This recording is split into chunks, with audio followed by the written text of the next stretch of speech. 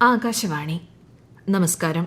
പ്രത്യേക വാർത്താ ബുള്ളറ്റിൻ വായിക്കുന്നത് ലക്ഷ്മി ശ്രീവിജയ. സ്വയം പര്യാപ്തമായ രാജ്യം എന്ന നിലയിലാണ് ഇന്ത്യ ഇന്ന് ലോകരാജ്യങ്ങൾക്കിടയിൽ അറിയപ്പെടുന്നതെന്ന് ഉപരാഷ്ട്രപതി ജഗ്ദീപ് ധൻകർ.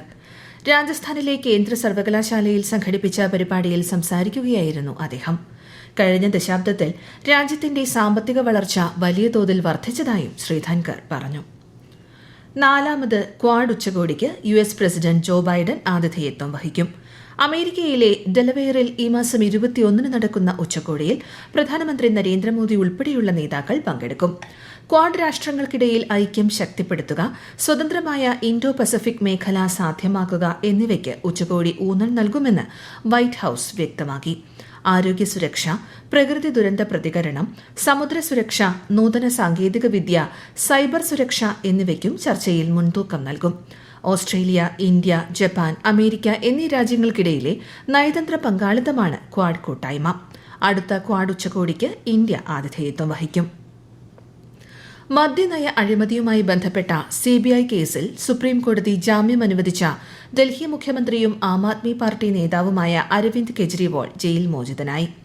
ജസ്റ്റിസ് സൂര്യകാന്ത്, ജസ്റ്റിസ് ഉജ്വൽ ഭുയാൻ എന്നിവരുടെ 2 അംഗ ബെഞ്ചാണ് ജാമ്യം നൽകിയത്.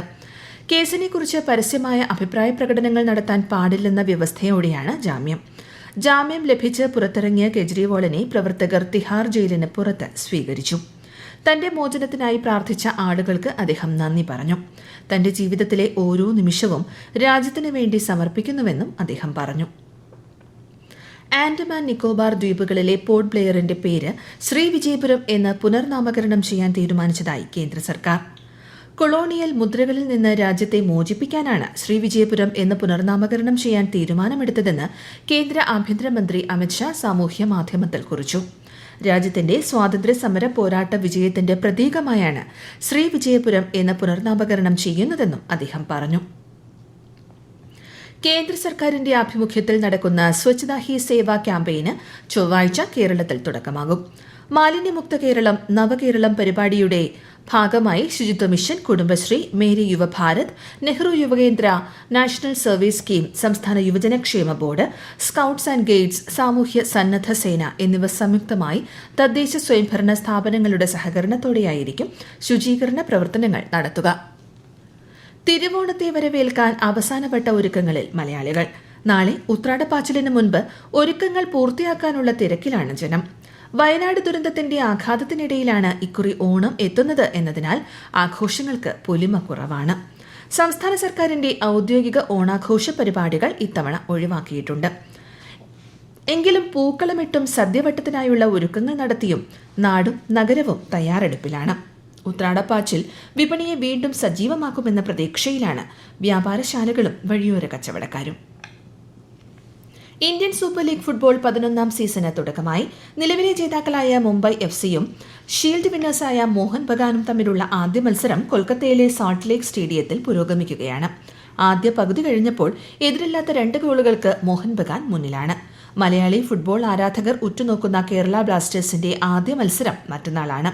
കലൂർ ജവഹർലാൽ നെഹ്റു സ്റ്റേഡിയത്തിൽ രാത്രി 7:30 നടക്കുന്ന മത്സരത്തിൽ പഞ്ചാബ് FCയാണ് കേരള ബ്ലാസ്റ്റേഴ്സിന്റെ എതിരാളികൾ.